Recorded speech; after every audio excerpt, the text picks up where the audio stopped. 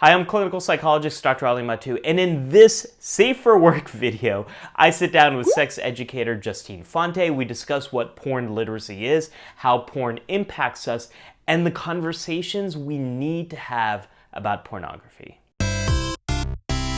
We're going to be talking about porn literacy. I don't know what that means. Porn literacy is basically media literacy. There's a lot of schools that are doing things on, debunking gender stereotypes by looking at commercials and teaching them about the power dynamics and, and who's selling what product and why are females presented that way, why are males presented that way. But that's media literacy. Yeah. So that's the same thing with porn literacy, except now what we're looking at are scenes of sexually explicit material. This is meant to be fantasy, not education or instructional. So when we're seeing bodies that are naked in front of us and are easily accessible, it makes sense that especially a young person is going to think, oh, well, no one else is telling me what else it could be, so this must be truth. This must be what it actually is like. So we need to start talking more about sexuality, normalizing it, and there are a lot of good things that porn has done to be able to allow us to explore sexuality. Yeah. But we also want to make sure that we are scrutinizing it and being critical with it, as we are now with, in general, media. That's what we're going to be doing here for you today. We are going to be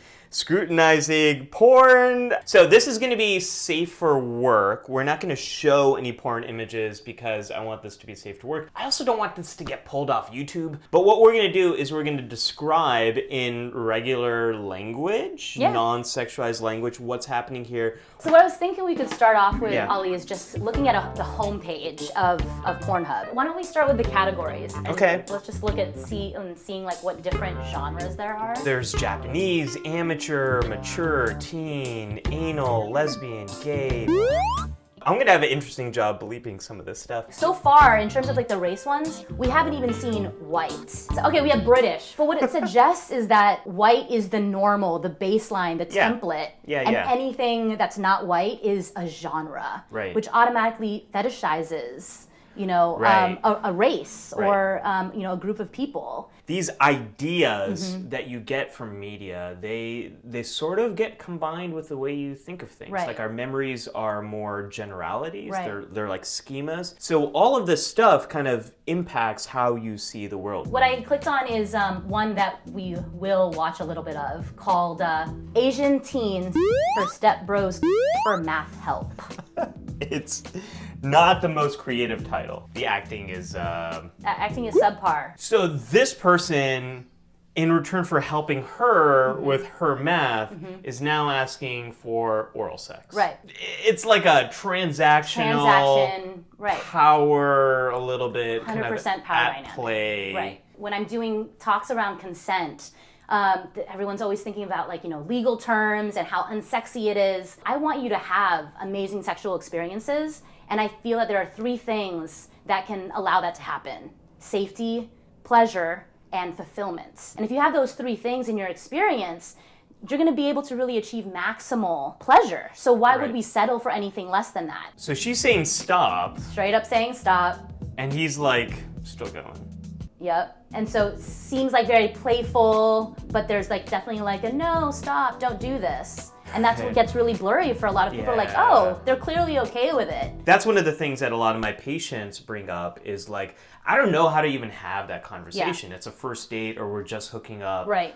When do I bring it up? How do I have that? How do I do that? For some, it's completely being out of a sexual context and it's over dinner. Like, hey, I think I'm ready to do this with you. How do you feel about it? But I've never tried blank, so I don't know if I'm ready for that yet. Yeah. It might be right before. It's like, oh, I really want to do this with you. Can I? Whatever the action is. It's placing, your hand in the place that you want to be touched. And it's like this feels good. Even if you've had that discussion and the consent is there, it's got to be ongoing consent. Yeah. While that action is happening, do you like that? Does that feel good? Is this okay? And if you're hearing anything less than enthusiastic consent, your default needs to be that this needs to stop. Massive fake babe hot stud. So there's a woman who has very large breasts and a man who is quite muscular, and they are rubbing each other. They're rubbing each other. And now there's more. There's licking involved. The female is actually the active is in the active format of this statement, as opposed to get by. Right. We often see that, whereas the female is the one getting by. Right. And this one, it's like It's not more a like passive verb. yeah. Yeah. So I was like, oh, I didn't see that. There's, a bit of control that, the female actually has in this. These breasts, are definitely, they look like balloons. They're really big. Does that feel good? They're being played with as if it's kind of like juggling. They look like two bowling balls that are hitting each other. You might think like that's what feels good. That's what women like. And it could. And it's, for someone it might. Right. Yeah. But there was definitely no dialogue of, is this okay? Do you, does this feel good to you? Right. I've noticed that there's a lot of slapping sounds. He has a very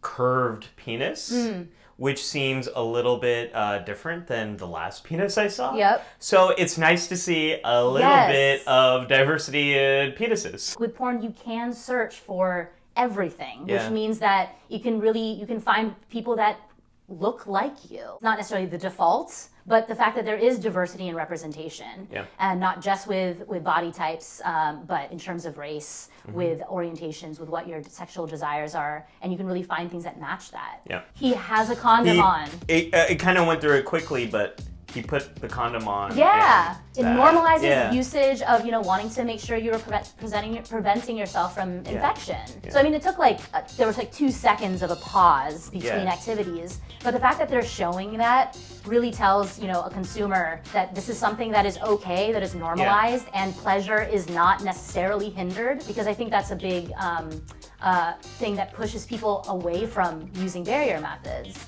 Is that it's probably gonna mess with the pleasure. Most men from beginning to end reach orgasm in about 5-6 minutes. Most women, it's in porn. In real life. Oh, in real life. And I think 3 minutes. What's that? 3 minutes. 3 minutes for men, yeah.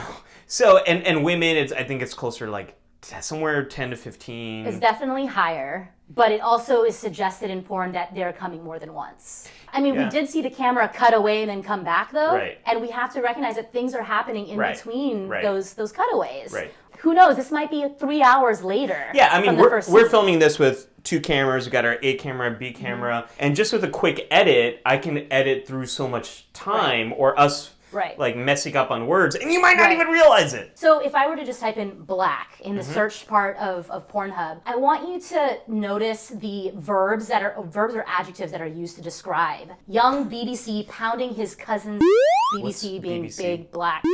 Okay. I was thinking British Broadcasting Corporation. Clearly, I don't know what I'm talking about. The word pounding. Take my BBC like a good getting my destroyed raw. Hot young thugs have steamy little Latino gets slammed and by BBC. It's definitely Slams, racialized language that's coming from a It's- history of seeing black people as more animalistic. And it creates that expectation that this is probably how, black men like it, or how they want it, or how they do it. And that's just how it is, and anything, that's an outlier is they're a weird black man. We've seen that in right? healthcare, that there's still this stereotype in the heads of a lot of doctors that black people have a higher tolerance for pain. And so they might not be prescribed certain medications to alleviate pain because they might think that they can tolerate it and stuff like this. I'm seeing the same kind of stuff play out here. Let's take a look at this one. And also notice how Ajax, the porn performer in this one, is described as an ex-con. Brutal Ex-con Ajax. Ex-con. And a small Latin boy. It's pretty aggressive. It's very He's aggressive. really forcing him down, and now they're having anal sex. Pretty big close-up there too. Pretty big close-up, a moist close-up as well. Moist. And we're looking at 4.9 million views here, right? So we have a lot of people that have seen this. The thing that I want to mention, because this is the first time that we're talking about anal sex here, there was no warm-up.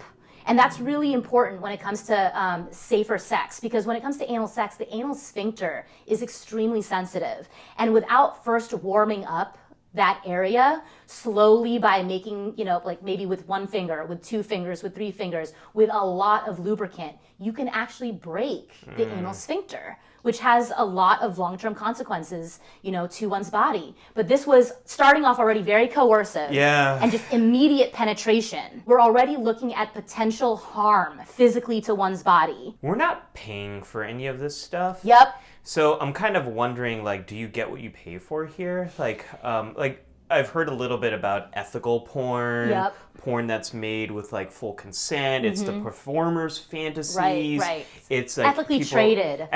Yeah, it's like your my coffee. Yeah. Ethical porn does exist. There is feminist porn out there. Usually it's a premium package. You got to pay for it. Right. Or you got to really do some intense searching to be able to find it. And we want to make sure that we're taking into account also the well-being of the porn performers. Was this under safe conditions? Yeah. Was there an intimacy coach present at the film shoot to make sure that they're comfortable with what's about to happen? If that was their first time, how much care was taken? Are we making sure that they've been tested if they're not going to be using a barrier method? It makes me think a lot of sex workers in general, and since in America a lot of this stuff is not legal, I mean porn is legal, but a lot of sex work is not legal. After 18. Right.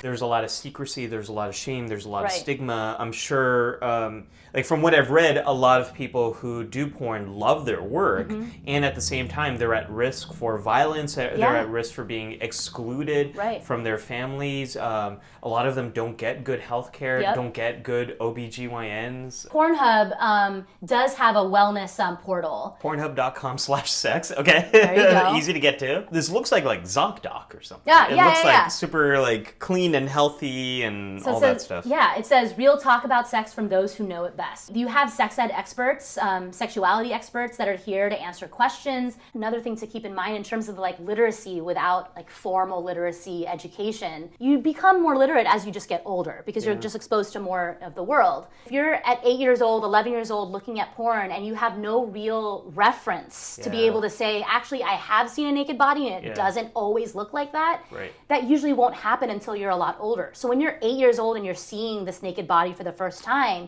you're thinking, that's what my body's supposed to look like in order to be deemed attractive. Or that's who I'm supposed to be attracted to. I remember a long time ago when we were talking about this, to me, as you were describing what you do, I was like, yeah, that's kind of like how our ideas about physics are kind of informed by Transformers, and our thoughts about biology are informed by Jurassic Park, and we need to have those conversations about what's real, what's not, what's entertainment, how is this stuff created, and how is it consumed. With Transformers, with Jurassic Park, people are willing to talk about those things openly with no stigma. So the literacy, therefore, comes after that. And it's that's TV, that's movies, that's fantasy. But because sex is such a taboo, stigmatized topic, people aren't wanting to unpack it. What do you want everyone to know about porn? Porn can be good if sex ed is good.